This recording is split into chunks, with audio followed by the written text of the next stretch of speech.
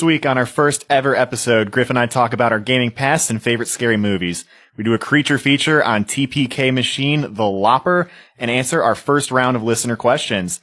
I'm your host, Steve, in studio with your GM and my co-host, Griffin. Roll a will save. You're in the zone of truth.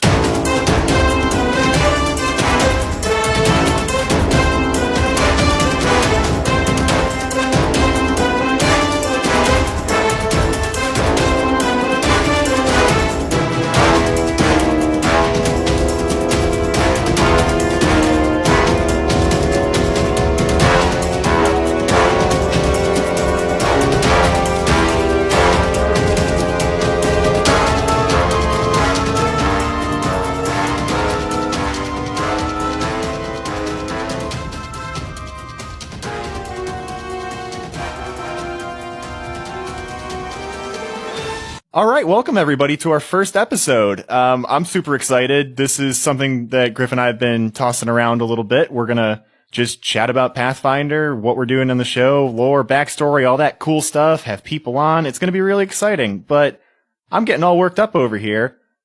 Let's have my co-host introduce himself. Hey folks, it's Griffin, GM of the Hideous Laughter podcast and co-host of this, the Zone of Truth podcast.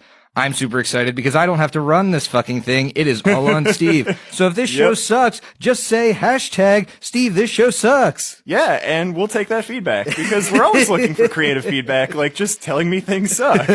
Steve, your body is a temple. Aww.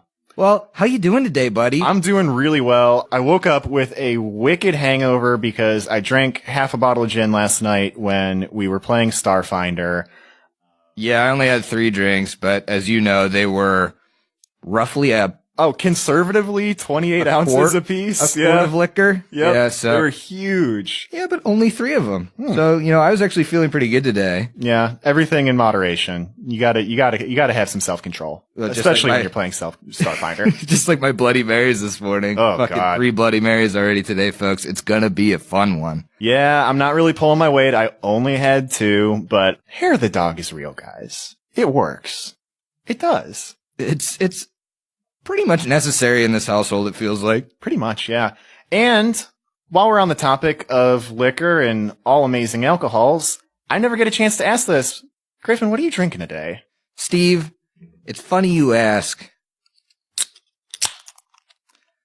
Because that's a ham. That's a ham. Because on the Zone of Truth, I actually designed our new little logo, and it looks quite like the Hams logo. I figured it was kind of like an homage to all things Steve, since he's running this show. So here's to you, buddy. What are you drinking? You know what? It's funny you mention that, Griffin, because I'm drinking a ham. Well, give me a little cheers. Cheers to the first episode. Right over my laptop. Good thing I didn't spill. Oh, that's definitely a Hams. Oh, you gotta drink them cold. Just like I remember them. Yeah. Just like I grew up on. So, Steve, you brought me on this damn show. That's right. I did. Got some questions for me? I just want to shoot the shit for a little while? So we have questions. We're gonna get to them last. Okay. But I have some talking points that I wanted to hit up top first. Now, I guess when this episode comes out, we'll have 28 episodes, not counting? 27 episodes of the regular podcast, 8 episodes of the Evil Interlude. Mm-hmm. We have been doing fucking work. We did work all of 2018, and we've been just railroading through 2019. Yeah, it sounds super cliche to say, but I cannot believe it's already halfway through February. Dude, I can't believe we're like barreling to, 50 combined episodes is coming up pretty soon, just because we've been... we get real excited for the holidays. I'm gonna have to drink that natural light. Oh no! Well, that's episode 50 of the regular podcast. The story behind that natty light is something I'm sure we'll explore on a later episode. Oh yeah, that's definitely we might need a whole Zone of Truth episode for that one. Yeah, that's gonna be a hashtag dedicated natty. But over the course of all of those episodes that we just talked about, we've alluded to our gaming backgrounds. And we've talked about games that we've GM'd, that we've played in. But realistically, compared to a lot of people in the community, we're relative newbies. Is that wrong? Man. No, that's not wrong to say at all. I mean, you look at a lot of people, especially like in the podcasting world of this, like we're little babes in the woods. I mean, fuck, dude, I'm 25. Like, I'm 26. You look at like the, dudes playing in D&D games before I was like 8 years old. You know what I mean? Yeah. Like, a lot of people are really experienced in this, and I think we put a lot of work in, and we do our best. I never say that we're like perfect on the rules or anything, but we're definitely like new comparatively to the community, I feel like. Yes, we have screwed up. We are going to screw up. And speaking of screwed up, we wanted to play some Sirenscape during this, and I did not start that. Dude, I thought you were going to immerse me in the sounds of being in a tavern, and it wasn't just going to be me staring at my buddy drinking a sad ham. Yeah, you're giving me like a lot of eye contact over here. I usually like to spread it around the room during our sessions, but now it's just you and me in the room, so I really wanted to just stare you right in the eyes for a minute. All right. I felt like this is super appropriate. We're going to be playing from the Friendly Tavern sound set a little medley called Drinking Time. Drinking Time? How appropriate. Yep. It is 2:09 in the afternoon. I'm on my third drink. Yeah, this is my fourth drink of the day, so sounds about right. And it's a Tuesday. Folks, we actually considered calling this the Hideous Liquor Podcast before we settled back down and went to the Zone of Truth. Yep. We thought it'd be kind of hard to get like actual respectable people as guests on the Hideous Liquor Podcast, so The Hideous Liquor Podcast isn't dead. I think that's a great title. We'll use it for something else. But enough bullshitting. Okay. There's been enough bullshit. I don't know, dude. I don't know what the level of bullshitting is. This is your show, man. We're going to talk about our experience. Yeah. There's not a whole lot of it, but let's do a little roll call here. So, the folks at home who have listened to all of our episodes know that I have been in a years-long run of Rise of the Rune Lords, which just wrapped up. We did this is Brooks, Emily, myself, and our buddy Tim. We did this really cool, like, choose your own adventure-esque blow through the Shattered Star AP. We're rolling into Return of the Rune Lords. Actually, we're going to be playing that in like an hour. Oh, yeah, baby. And I'm sure Griffin's going to want to talk about that in a second. But on top of that, I also play in our Starfinder game that we played last night. Haley DMs that one. We're playing through Dead Suns, like everybody else. But having a lot of fun playing a dumb space lizard. Hey, you ran the Seven Swords of Sin. Oh my god, I did. So, there is a module out there, for those of you who don't know, called the Seven Swords of Sin. It's a very dungeon crawly-esque module where party plays a couple heroes that are in the city of Karamaga, and their whole thing is they're going to go to this like abandoned research lab that was run by minions of Sorshin, the Rune Lord of Lust, and that ties into the whole Rune Lord's story that Tim and the rest of us have been crafting over the last couple years. I decided to GM that for the first time, and there was how many people in the room? There was I think you GM'd like 6 people in that one. It was a lot, yeah. It was me, Haley, Tim, Brooks, Emily. Was that it? Emily wasn't there. Emily wasn't there. No, Emily was definitely there. No, my ex-girlfriend was there. Oh yeah, Mara was there. Yep. I thought Emily played another like Desna thing. Like another Maybe Desna she Inquisitor. did. Yeah, that's why I thought there were 6.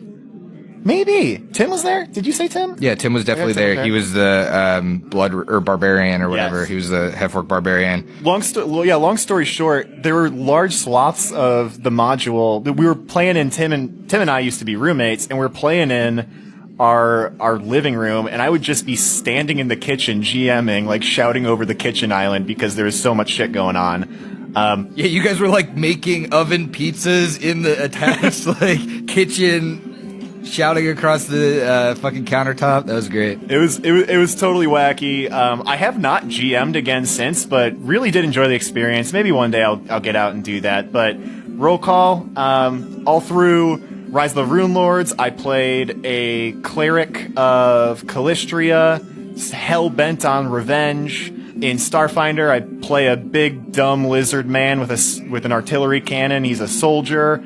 Yeah. Griffin, what have you been playing, man? You want to know a little bit about my... This isn't your first GMing experience. It is not. So, a little bit about my Pathfinder Starfinder, TTRPG, whatever passed. About 4 years ago now, our buddy Eric actually, we met him playing fucking Pokemon Go at a Pokemon Go bar crawl, like maybe a week after the game was released. Eric, good friend of the show, made the Hands Dice Tower.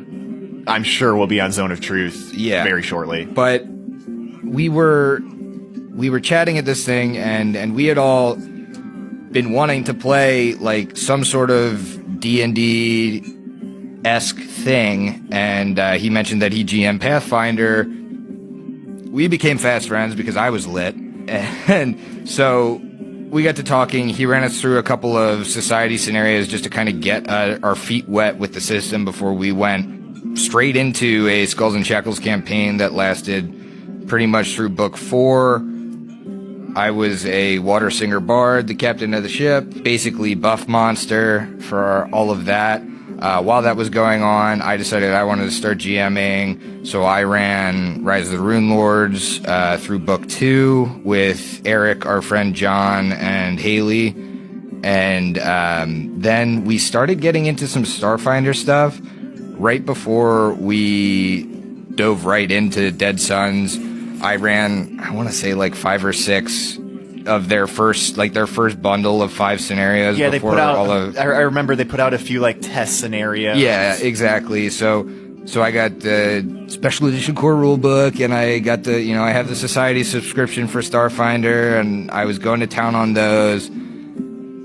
Haley got to reading about what exactly Dead Suns was, and she was like, well, I want to GM too, like, because we had initially landed on me GMing the Starfinder stuff.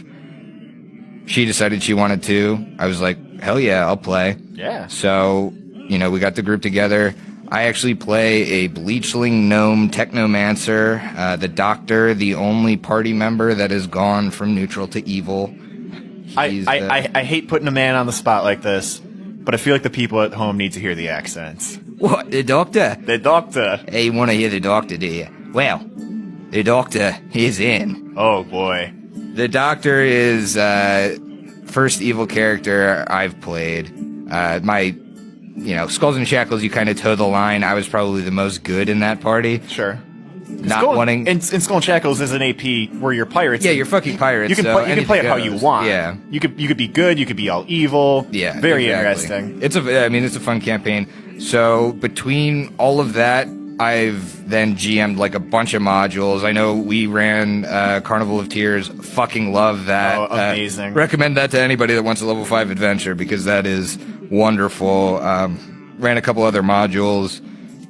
I've actually run some, we played 10 Candles, so I kind of like the GM equivalent of that. That game is super fun to play around Halloween. I've ran a couple Dread sessions and that kind of stuff with the Jenga Tower. But yeah, that's kind of my background in role-playing. I've always liked to do kind of like the voices and stuff. Yeah. I feel like my GM style is definitely kind of relaxed.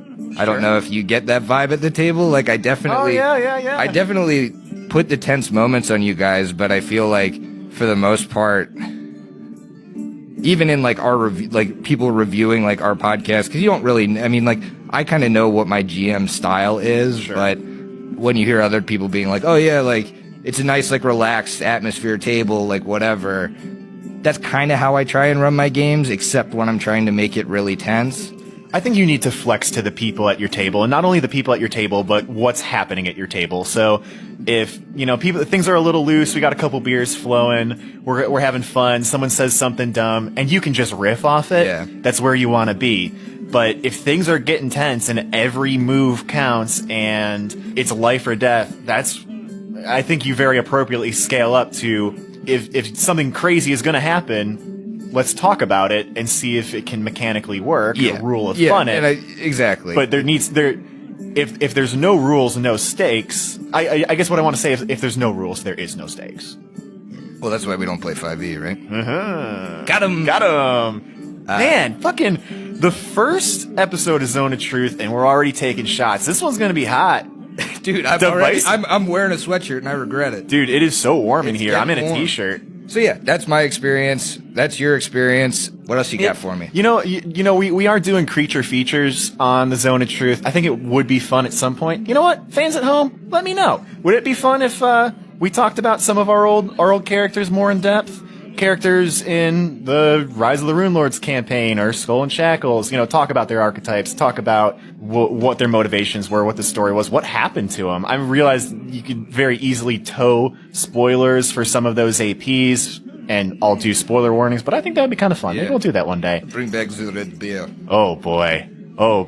Yeah, that's a very special episode of Zone of Truth. Oh yeah, but I did want to bring up that we are both finally getting to be players together. Yeah. Outside of Starfinder we did have that short-lived Iron Fang game, and now Tim's running Return of the Rune Lords. Super excited. Yeah. I get to play a Gloomblade fighter. I don't have to buff everybody. I get to be the main damage dealer. Fuck shit up. I'm excited for it. Yeah, and I didn't mention it earlier because I wanted you to start to bring it up, but we did that whole choose your own adventure-esque thing for Shattered Star to set the stage for Return of the Rune Lords, which is basically part 3 of 3 of this Rune Lord saga. Yeah.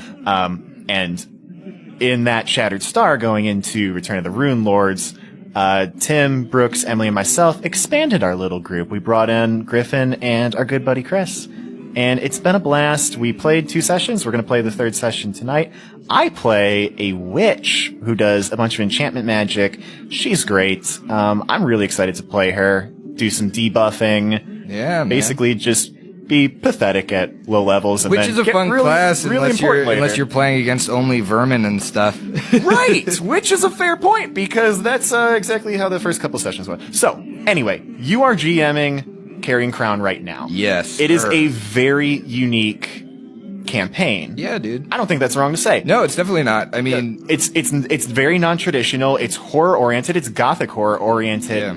And I know you're a little bit of a horror buff, and I'm a horror buff myself. So I wanted to specifically talk about Carrying Crown is slightly episodic. The way the books work, for those of you who don't know, is that each book has a theme. If you haven't picked up on it yet, book 1 is very ghostly.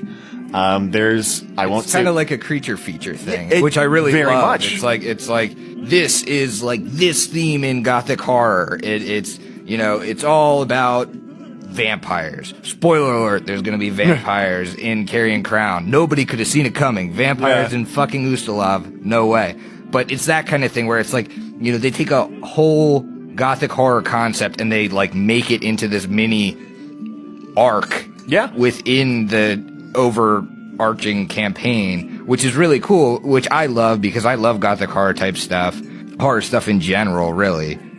And with that episodic nature and how our podcast is going to go, in my mind, I kind of see it almost like if I look at this from a 30,000 foot perspective, we're watching 6 back-to-back, like, old-timey drive-in movies. Yeah. Like one after the other. That's how super I think genre. of it, too. Like, when you could go to the drive-in movies, and we're not old enough to ever have been able to do this. Not but at all. Like, you would have, like, a double or a triple header, like, late at night, which is all the horror shit. Yeah, you see it in all the old movies and stuff. But so I wanted to talk scary movies. I love scary movies, and I never thought I would. Growing up, I saw a couple scary movies that just fucked me up. Dude, I got fucked up by scary movies too as a kid, and it's like a wonder I could still still enjoy it. I know, right? Still like running even like it. tabletop sessions, which are like even more like psychological fucky. Yeah. Like when I ran Foxglove Manor in the dark by candlelight and made everybody go in initiative order, it was like whispering in people's ears. It's like that's the kind of stuff that like gets me jazzed about playing. Yeah, if I was part of that session and also like 7 years old, I wouldn't be able to sleep for a week. So I wanted to talk about a couple specific movies, and we talked about movies that fucked you up when you were a kid. I distinctly remember one Halloween when I was super young. Not like 4 or 5. I probably was like 7 or 8 or something. I don't remember specifically. But my parents sat the whole family down and we watched the original John Carpenter's Halloween. Griff, have you seen the original? Yeah, dude. Oh my God. I had very little exposure to horror before then. Yeah. and it wrecked me. Just the way that Mike Myers would stare at people, that haunting score. Sure. Yeah, I mean, like, as a kid, too, watching that, it's just kind of like... I had a very morbid fascination with it. Like, I was not able to tear my eyes away, but I mean, that really did a number on me. Why can't I remember her name? The female lead in that, famous actress. Dude, I'm terrible with actresses. All right, it's gonna come to me. I didn't have you cast your characters. Oh, fair point. It'll come to me in like 3 hours, and I'm gonna kick myself. It's all right. But we'll edit that in, folks. Yeah, we'll edit it in. But in the closet, the knife's coming through the slats. Yeah, oh my god. Another one that really fucked me up. This one's gonna be a little bit of a curveball. Okay. Scooby-Doo on Zombie Island. Dude, that one fucked me up too, so hard. When they like transform into the goddamn cats. Yeah. That fucked me up. I don't know why. That was so fucked up. I think it was because it was real. It was real. It was the only Scooby-Doo to that point that was like, it's not people in mass, it's fucking real. Yeah. Scooby-Doo just decided to be like, it's fucking real now. And it was terrifying. I have had this like weird fascination with like swamps and like haunted Louisiana ever since. Swamps are scary, man. Oh man, dude. Oh boy. I can't believe you said that one because that movie definitely messed me up. I think there was something. I saw it with the family when I was very young. I think like my mom went on some tirade where we weren't like allowed to watch Scooby-Doo for a long time or something. I don't know. You can't watch Scooby-Doo because the one where the monsters were real fucked you up. Yeah, pretty much. That's awesome. But it was, oh my god, it was terrifying. Do you have any other movies like that? Dude, I don't have terribly... I mean, that Scooby-Doo one definitely fucked me up. I can think of like another example of where I was just too young to like be watching it, and it wasn't even like too young to see horror, but I think I was like 11, 12-ish when the remake of The Hills Have Eyes came out. Oh, and, God. And my buddy's dad... No 11-year-old should my see that buddy's movie. dad took us to that movie. Like, he had no idea. There's no way he knew what was coming. It was just like, we were like on this horror movie kick because we were just like you and me as we grew up, and like, you know, the kind of kids that were just like hounding after that kind of shit. We didn't know what we were getting into either. I mean, that movie, it's not even as scary as it is just like depraved and disgusting. And I think like that like kind of fucked me up as like tween or however old I was. I just like, I recorded that movie on DVR and watched it by myself in like the middle of the afternoon when I was like 16 or 17 or something. And I have just this distinct emotional memory getting to the end of that movie. And yeah, the movie was really fucked up. I enjoyed it, but I remember getting to the end of it, and that was like the first time in my life where I've had this deep emotional feeling of I want these things to die. Yeah, like, I was watching that, and I wanted things to die. When they like caught the dad or whatever, and had him like tied up. Oh man. Anyway, you ever see the second one? I did. The second one was even garbage. Just like it's trash. It had none of the merits, although they're slim, that the first one had. It was literally just like gore and rape fest. Yeah, it's the second one. It was pretty bad. Don't recommend it, folks. Yeah, don't watch it. But there is a objectively hilarious, like it's supposed to be scary opening where someone is like comes crawling out of a porta potty that had been like they got like they cut this person up all over their body and jammed him in like through the whole porta potty. It's supposed to be like disgusting and depraved. Oh, you're getting poop in the wounds. Kind of funny.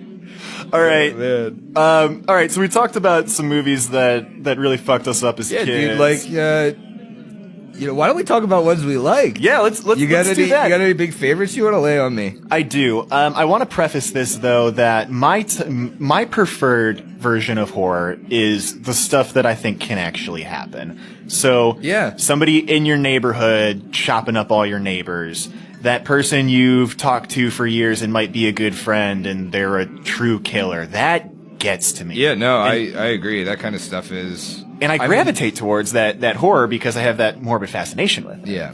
I know that's a little different from you, and then maybe so I wanted to preface that because I wrote down my top 3 recent favorite movies, and only one of them really fits that category. So I wanted that disclaimer that I like that kind of horror. Fair. My number 1 favorite movie of all time is The Strangers. Nice. I think that movie is terrifying. It's so realistic. I think it's very well shot too. To me, it's like one of the first recent horror movies. Like in the mid 2000s, like horror started to change a little bit, and that was the first one that I recognized that started to play with some things like these lingering shots on the guy entering the house, and Liv Tyler is drinking a glass of water for a solid minute and a half, and there's a dude in the back, in the background, out of focus, with a sack over his face, just watching. And she finishes her glass of water, puts it in the sink, and he walks out, and she never knows he was there. Terrifying. Terrifying. So that is my favorite horror movie of all time. There's actually a sequel to it, The Strangers, an inexplicable sequel that I saw with Brooks. It's really good. Nice. That came out like last year or something. That movie, the first one came out in like 2007. I don't know how they got a sequel, but the sequel was really good, and it had this John Carpenter-ass soundtrack that shouldn't have worked, but it really did. I enjoyed it. Hey, you guys should check it out. My other 2 top ones that I have written down here are It Follows. Have you seen that one? I have. Ooh, yeah. Just very creepy, brooding again. Maybe there's some, maybe there's a through line here. Kind of like maybe there's a through line here. I think you get that like sixth satisfaction of something heavy, like kind of weighing on the first entire half of the movie, which I'm twisted. No, I just feel like that's definitely a style of horror that that exists, where it's just kind of like, you have this. I'll even equate it to our current campaign. Like, you have just this shit happening in Ravengrove that's kind of innocuous, but it's like also insidious, where it's like, it's making the people more paranoid. It's doing this, it's doing that. And it's just like this cloud over the first half of the movie in these cases, where it's just like, there's something there. I love getting 10 beers deep and watching a gore fest. That's a good time. Yeah. But if I'm just going to enjoy a horror movie, I want something that really shakes me. And that's that kind of slow burn that I appreciate. Yeah. And I think the best example of this is the 3rd movie on my list, Hereditary. Dude, we have to see it. I have not seen it. I really want to see it. Let me tell you. So I was home for a week, back up in Chicago, where my parents live, and my brother came home for the week as well between Christmas and New Year's last year. My brother is engaged to be married, and he lives with his now fiance. Mm-hmm. And she doesn't like scary movies, and my brother doesn't really go out of his way to watch scary movies, but he has a similar curiosity to them that I do. And so he says, "Steve, I know you watch scary movies all the time. We've got a week. Let's watch a bunch of them." And so I say, okay. So we watched 2. We watch It Follows, and then we watched Hereditary, and he's like, "Steve, we need to stop. These are great, but just depressing." And the Hereditary, again, is a very long, slow burn. The movie is something like 2.5 hours, and and I don't want to get up on my high horse here, but it is pretty artsy and really long, creepy shots. It does not fit into my preferred type of horror of, there's a killer around. I wouldn't want to ruin anything for anybody that wants to watch Hereditary, because you should, but it plays into the paranormal or supernatural version of horror, and there's something that happens about midway through the movie that's such a game changer, and after that happens, it is just an insane, crazy ride. By the time you get to the end of the movie, you just don't feel good about yourself. It's not a bad thing, but you just don't feel good. What do you like, Griffin? What do I like? Always been a huge zombie movie fan. I really do I have a different style of horror to you. I do like the atmosphere. I get that. But I love the creature features type stuff, the just the gore fest, the monsters, the spirits. I don't know. That's what kind of drives me to run like a campaign like this. In fantasy, all that stuff exists in their world, and it's just like cool to be able to run all the monsters that are a part of like some of my favorite movies. But I will say that like I'm a huge sucker, and I feel like this genre has started to develop the comedy horror trope movie. Oh boy. Tucker and Dale versus Evil is one of my favorite movies of all time. I have not seen it. Oh, dude. Yeah, you fell asleep when we tried to watch it. Yes. I Nice. was very drunk. It was only 3 a.m, too. Yep. So Tucker Dale versus Evil, one of my favorite movies of all time. You guys should go see it, but it's basically a play on the whole, like, everybody thinks the hicks out in the woods are out to get you because of horror movie tropes. And, like, these two guys are really gentle, like, nice guys. They're just, like, drinking a couple beers and trying to do whatever.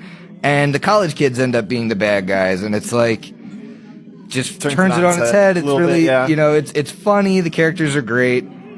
My second is probably going to be 28 Days Later and 28 Weeks Later. Those are just such good. Those are such like the shining pinnacle of the zombie genre. Very different too. Yeah, very different. I mean, between the two of them, I watched 28 Days and 28 Weeks, and they feel like they were made in different countries. I mean, they both take place in England, right? But I feel like they were made by the first one feels kind of European to me. The other one is like an American crazy horror movie. I think the big thing with that is that, you know, between those two movies, I really like watching them together because it shows like not a lot of movies have tried to show the scope of how like a zombie outbreak would happen. Mm-hmm. You know, it exists in like The Walking Dead, the TV series and whatever. And honestly, 28 Days Later is very reminiscent of like the first season of The Walking Dead, where it's just like, you know, I'm alone. Yeah. What's going on type of deal.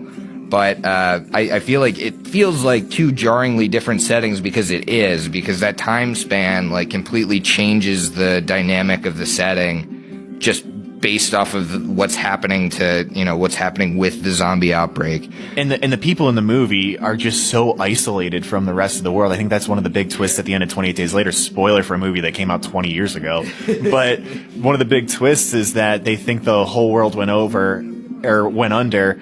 And at the very end of the movie, one of the characters looks up and there's like a contrail from a 747 going over a passenger jet. And they're like, oh, wait, it's just us. The rest of the world has quarantined our island. Yeah. Yeah.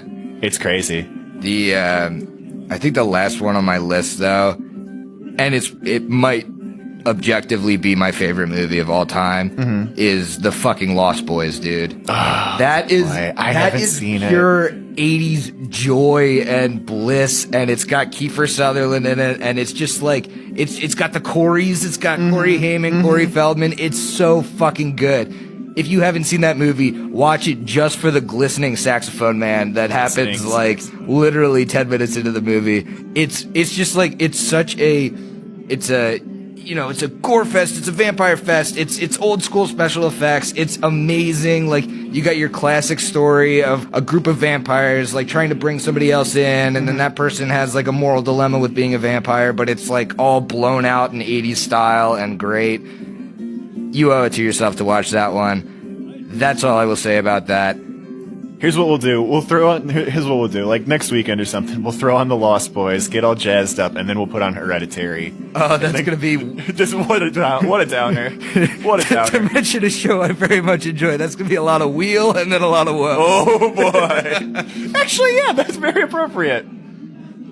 All right, so once we get done with this big old crossover, I'm wondering if there's any other movies that we need to watch together to, you know, really immerse ourselves in book one of Carrion Crown.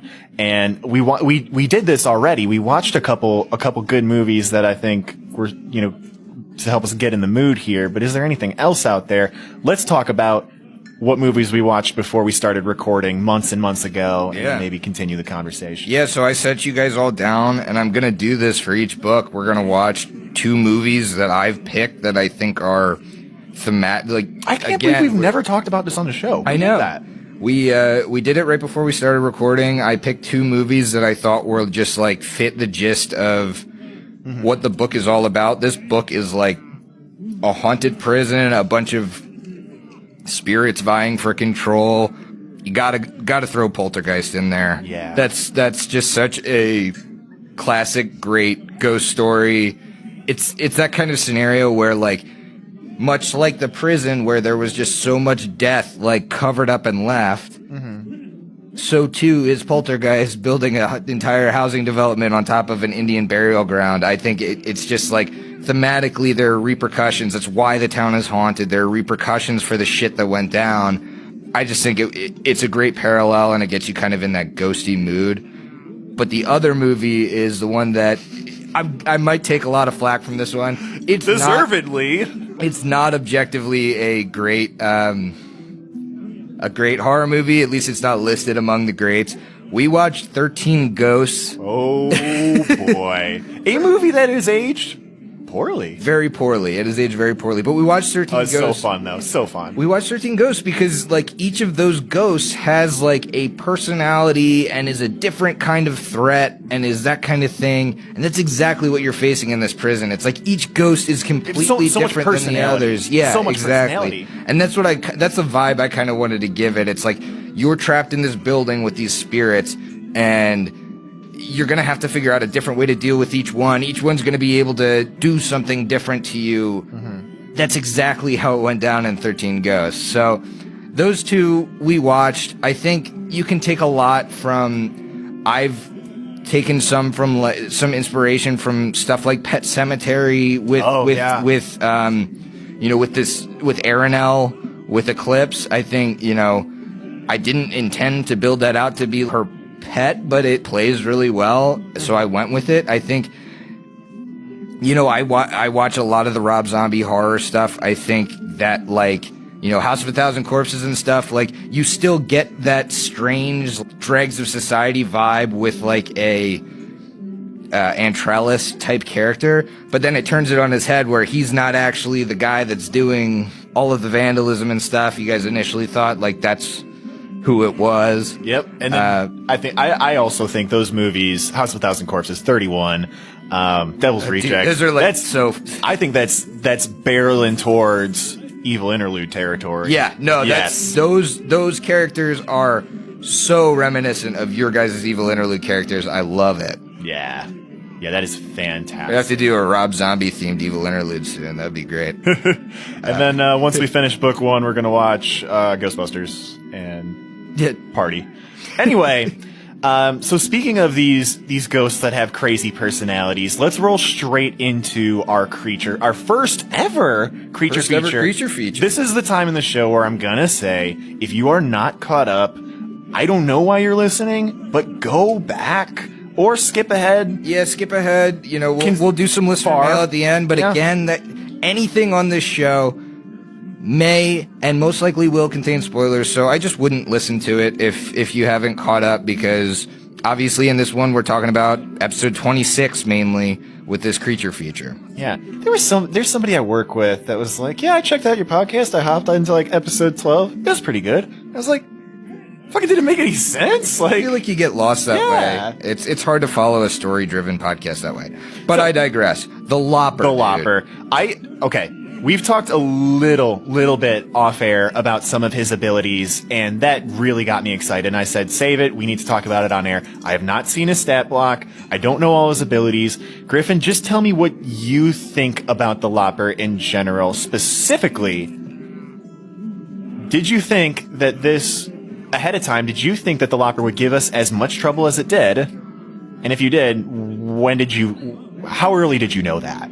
I knew the Lopper was going to be a very pivotal enemy when I started reading book one. Really? I knew I wanted to make him a part more than what he is, make him a part of the story. Like, the whole tie-in with Eclipse I've had in the pipe for months. You just have to lay that pipe. I just have to lay the pipe now. The Lopper is... He is a TPK machine. You guys made it out of that combat by the skin of your teeth, because he's meant to just draw that combat out, and he's hard to hit, and he's just, like, terrifying in that Well, why don't I get into his stat block, and then Yes. you could tell me if any of this sounds terrifying. This is all genuine. I have not seen anything. My reactions are So he's a wraith. okay. You guys are level 3, which we knew. Yeah. He's a variant wraith, which means he's incorporeal. Am I allowed to know the CR? CR5. Oh boy, that's hefty. That's hefty. Okay. I mean, that's pretty hefty for a level 3 party for sure. AC of 20 with a touch of 18 and a flat of 15. He was hard to hit. Yeah, I mean, with a touch AC of 18, of course, because he's incorporeal, that's why. But with a touch AC of 18 at this level, that is brutal. Yeah, man. And I was trying to resolve touch with all of those disrupt undeads. Yeah, really, dude, I wasn't doing it's myself just any like favors. when you had the -4 firing into combat, I was just like, dude, you're fucked. Yeah. Like, it's just not going to happen. I mean, it was brutal. All of his saves are +7. Like, it's hard to target him with any sort of effect anyway. He's incorporeal, obviously. He's got some channel resistance if you guys actually had channeling, but you didn't. Right, because we don't plan for the AP.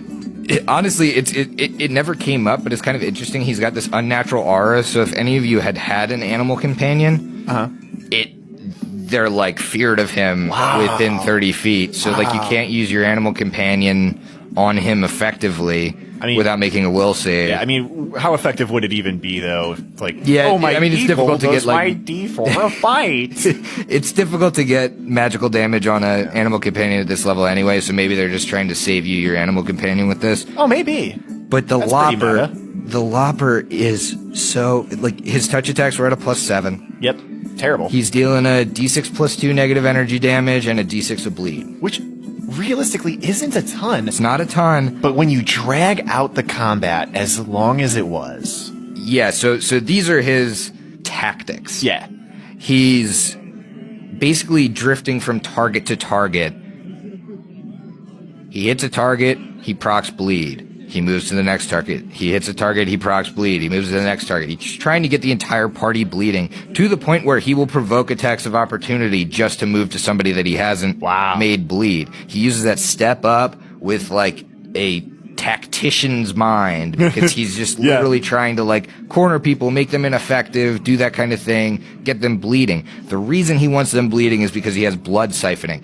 Anyone within 30 feet of the Lopper that's bleeding, anytime they take bleed damage, it basically turns into a mist and he absorbs it and heals that many HP. Yeah, I think as players we all picked up on that, but I don't think we ever rolled a successful knowledge check to know for a fact that he was healing himself. I mean, the fucker's got terrible. 57 HP, and when he's healing 12 every round, if I'm rolling good on the bleed, it's like you have characters that are taken out of the combat because they're trying to heal the other characters that are trying to, stop bleeding because you realize that it's you're doing half damage to him because he's incorporeal, and he's healing 6 damage from the dude that's bleeding 6. And we're not even doing that as level 3 characters. We're not even doing that much damage. No. In the first place, and you're taking your incorporeal nonsense, and then on top of that, he's constantly healing. Like, this is an encounter that's built to last a long time. Yeah, it was meant to last a long time, and it did. And just take people down 1d6 at a time at the very beginning of the encounter. Griff, you had been hyping this one up a lot. Yeah. We don't talk about enemies, we obviously don't talk about stats or any of that kind of shit beforehand, but you just were very adamant that I very well could kill one or more people in this combat. This one's going to be big. Have backups ready. Be ready to rock and roll. This one's going to be a big one. And I still think I was right in saying that. Oh, I took you guys so to close. the brink. It was so close. And there's some more interesting shit about him, though. Well, let's get there. But all I wanted to say first is that when we had that very first round, and he did a D6 of negative energy and a D6 of bleed, I was like, okay, Griffin was hyping this one up a little bit too much. And then as the bleed just continues to build and we can't hit him, and it just builds and builds, and he's obviously healing, it's an encounter that's built to last a really long time to the detriment of the party. Yep, and it really turns the encounter mechanic on its head, which is how I knew he was a TPK machine, because it's just like, when you make shit last like that, and you're draining the party of its resources, he's healing back up. It's just like he's draining more than your blood. He's draining like all of your useful spells. Yeah, and, like, potions. Yeah, exactly.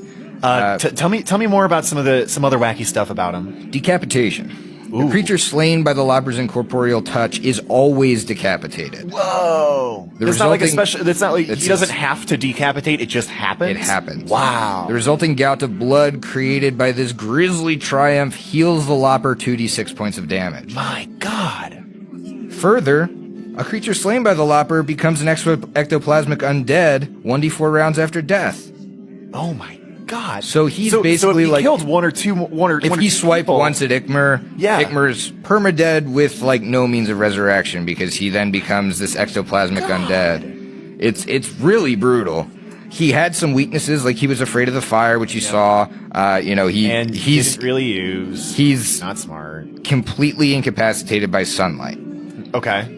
So that's a thing I think that is a part of wraiths more so than it is just the Lopper, but yeah, I mean, very interesting combat. I very much enjoyed playing it. I think it just like it's one of those things where it's like the pacing is everything in that combat and the positioning. Griffin, we're coming back around to the merit of the slow burn. Slow burn. Yeah. See, the dread. I did wanna put this out there because it happened tactically, and unfortunately we don't have Brooks on the podcast, but there was a moment where Ikmer, basically knowing that the Lopper would bring him down in one hit, went down the hallway and back into the Lopper's room as he was facing everybody in kind of like the end of the hallway, that main chamber, like 60 feet away. Yes.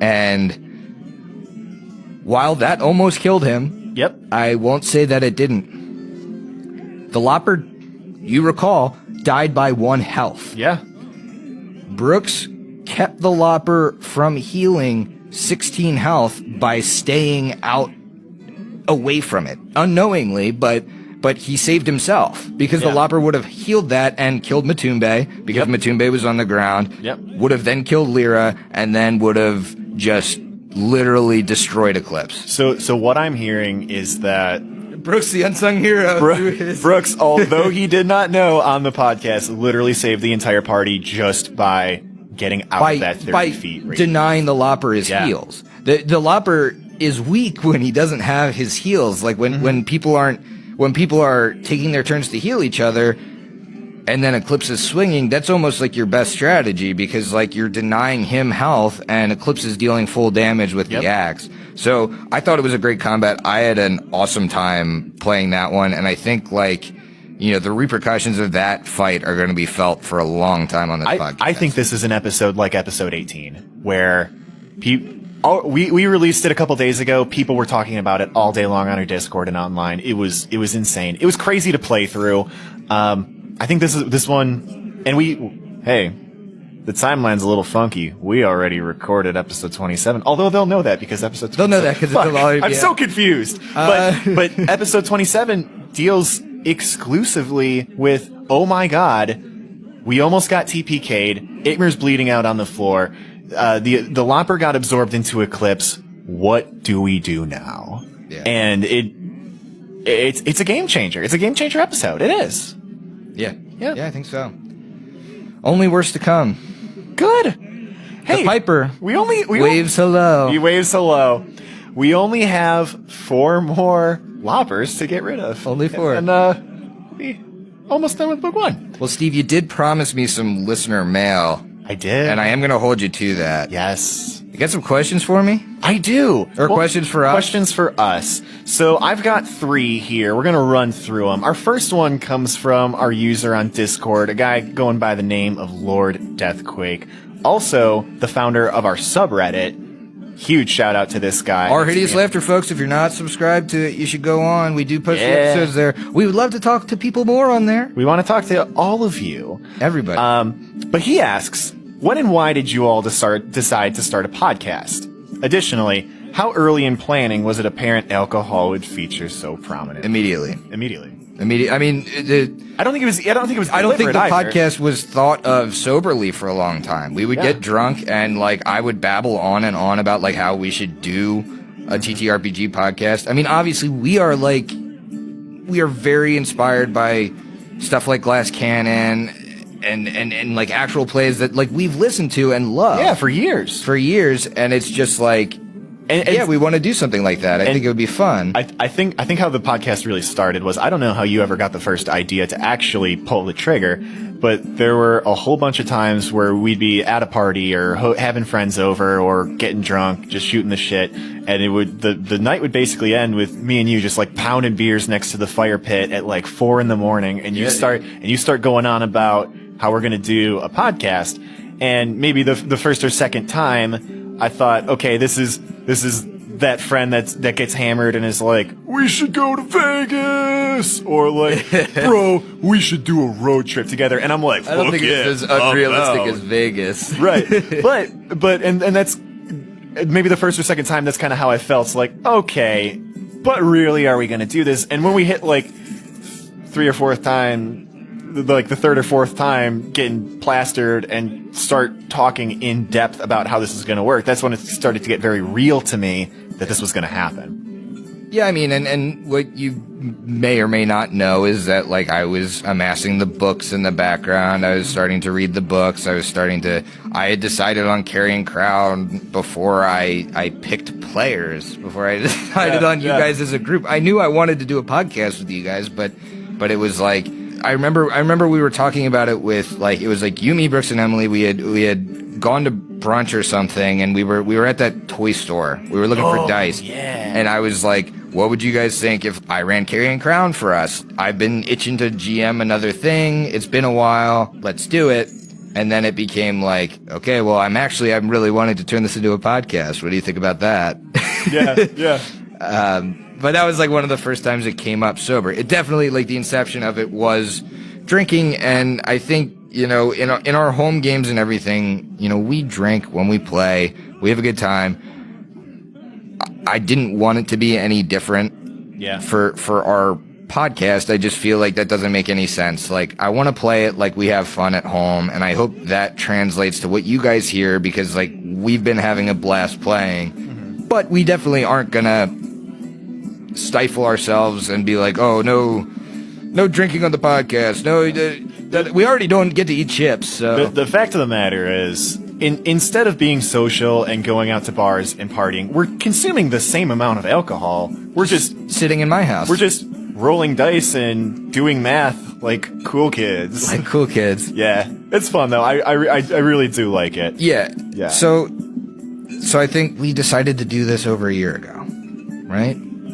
If not over a year ago, about a year ago. Yeah, I don't know when you first started getting the ideas, but I think we started maybe chatting around. But it definitely took. I mean, it took until August, so a long time. Yeah, a long time to gather all of the stuff, gather all of the books, work. You know, you guys all worked on your backstories. I made it very clear that, like, I was going to work with you to fit them in. And you were going to, correct me if I'm wrong, you read all 6 books before. Oh yeah. Starting. I read all 6 books, and I'm on my second reread of all 6 books.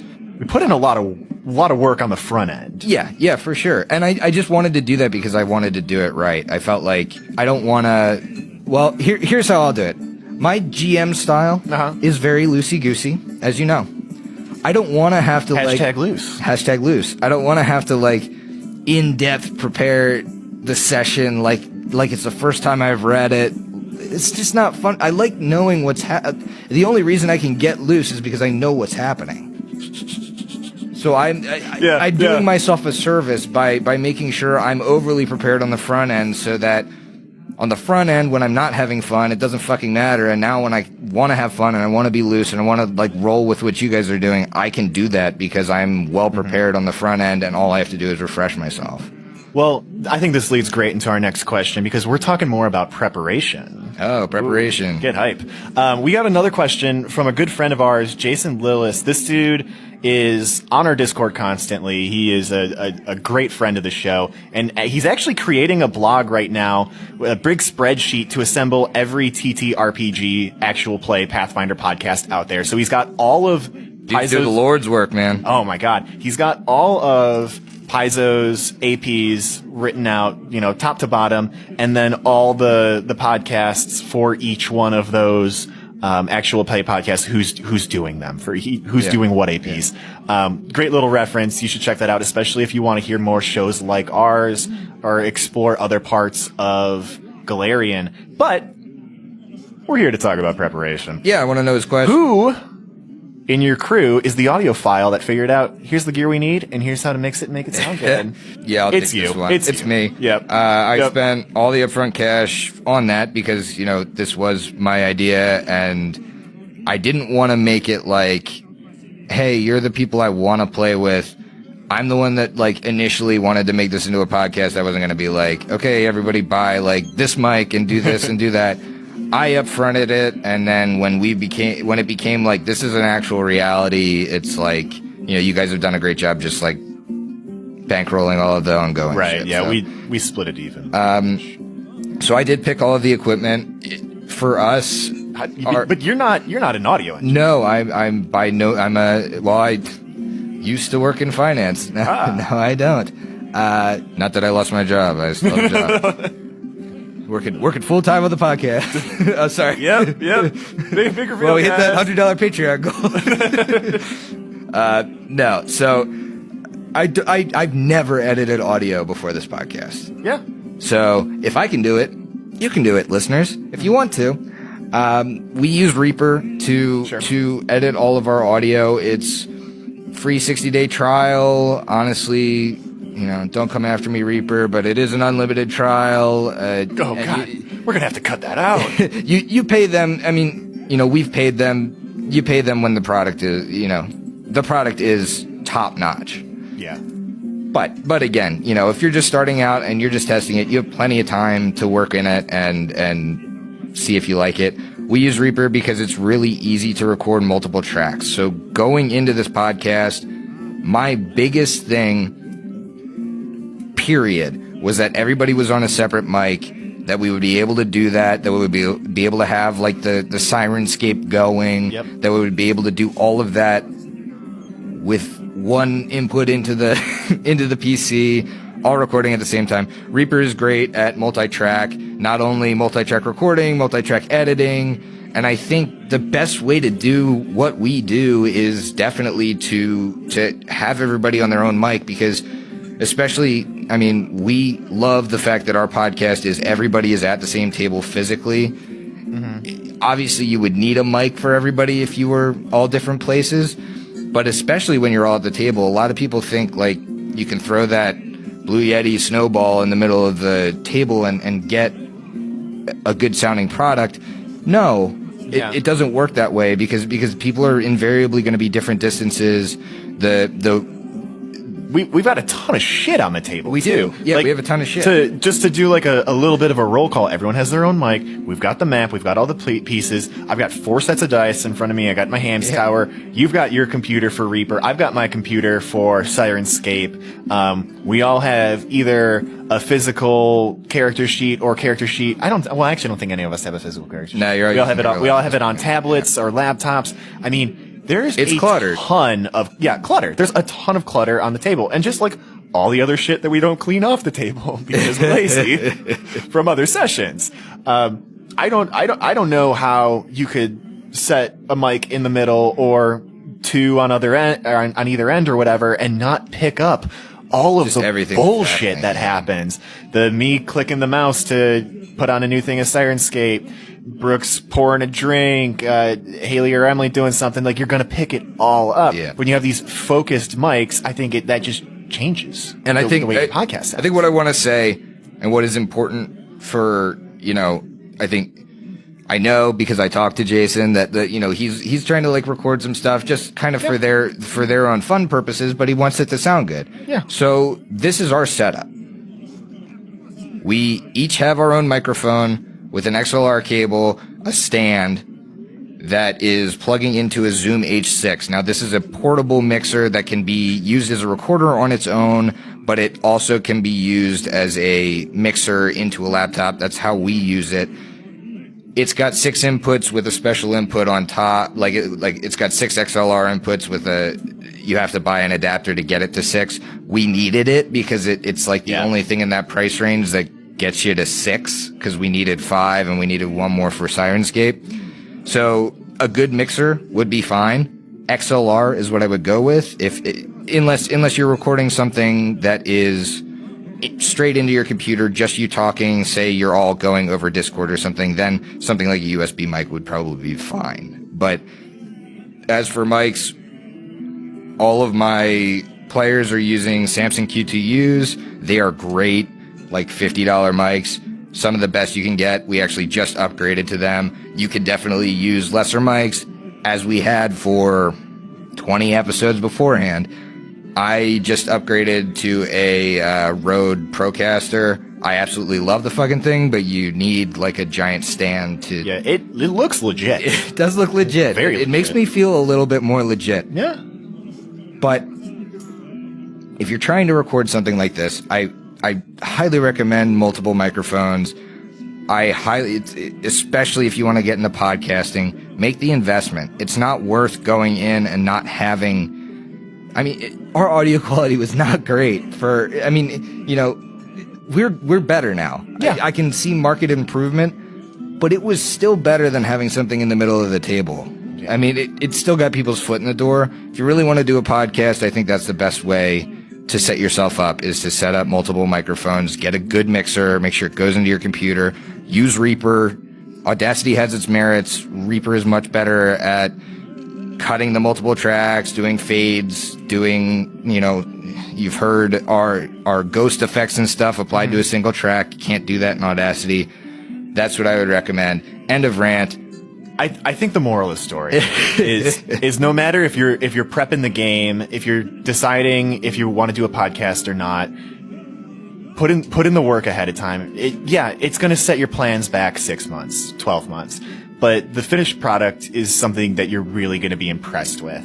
You're going to be proud of yourself. Yeah. I think that's you're going to be proud of yourself either way, but I think you're going to, if you put that much time into something, like I'm really proud of like this whole group. I'm proud of you, Steve. I'm proud of our group probably as less a whole. than the others, but but I'm really proud of what we put together, but that wouldn't have been possible if we didn't put the work in. So hell yeah. All right. Enough bullshit. We've got one more question to go to. It's the most important one of the night. Oh, jeez. Oh, boy. It is from another guy hitting us on the Zone of Truth channel on our Discord server. A username, Liquidarity. He's a big fan of us. I know that for sure. I've seen him also active with the folks or the community around GCP. And we got a great review from him on iTunes. Probably a good dude. Maybe not a dude. I don't know.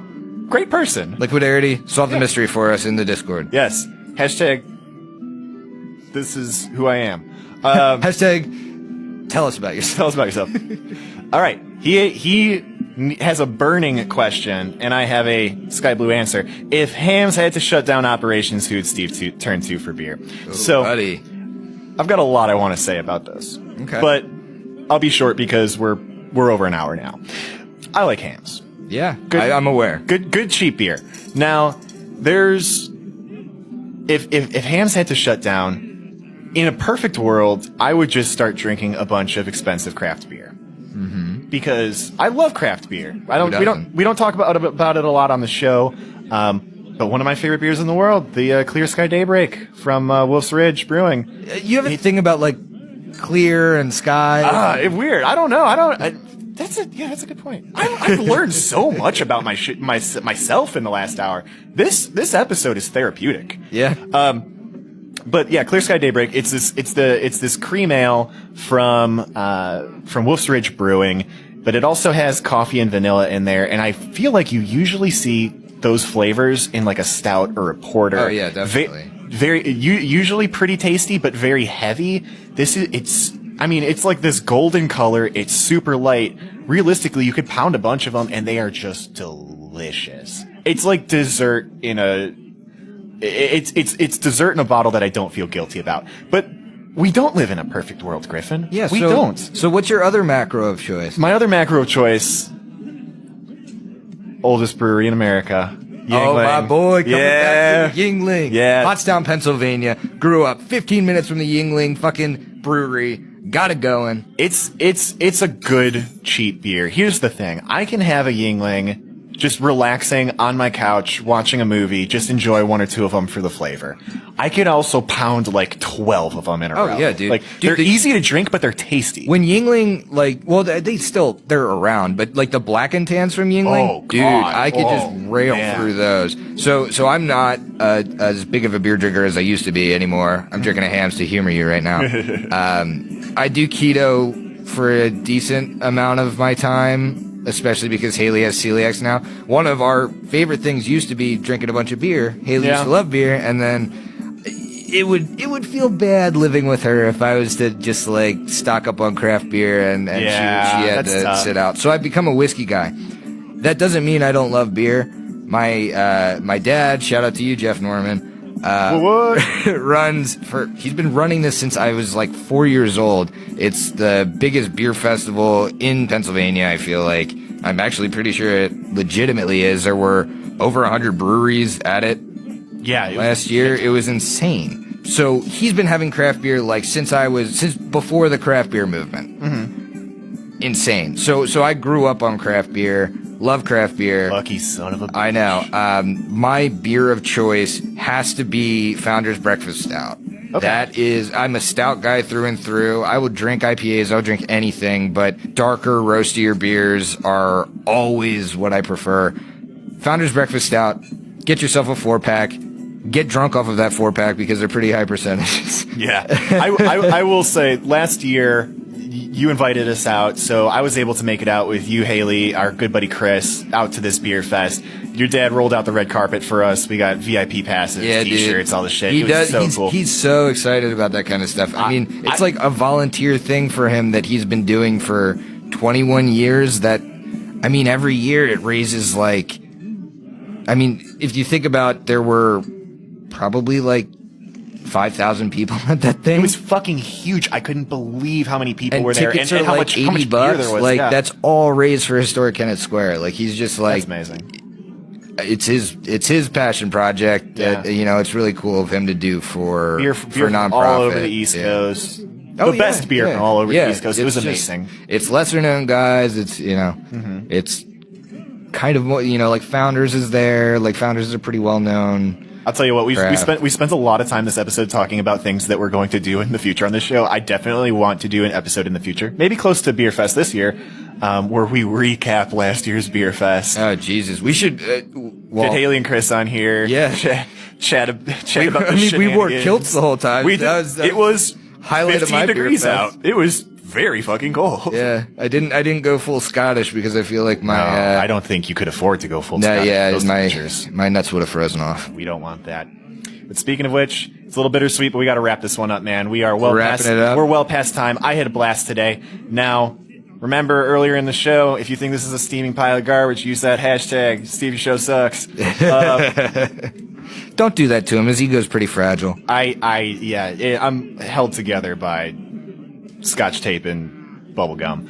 But anyway, thanks for tuning in, guys. I had fun today. We're going to continue to deliver these bi-weekly. Make sure if you have questions for us, you hit us up on that very special Zone of Truth channel in our Discord. Or any other way that you can get a hold of us. Yeah, we'll answer anything. With all that shit's everywhere. Just fucking go on our website and type a little in the box and we'll get it. And I'll tell you what, on top of that, this is the first one of these, and we're kind of flying by wire here. If you have ideas for the show, hey, it would be really cool if you had this specific person on or call in, or if, you dove a little deeper into game mechanics, or we talked earlier about maybe doing past characters in other games.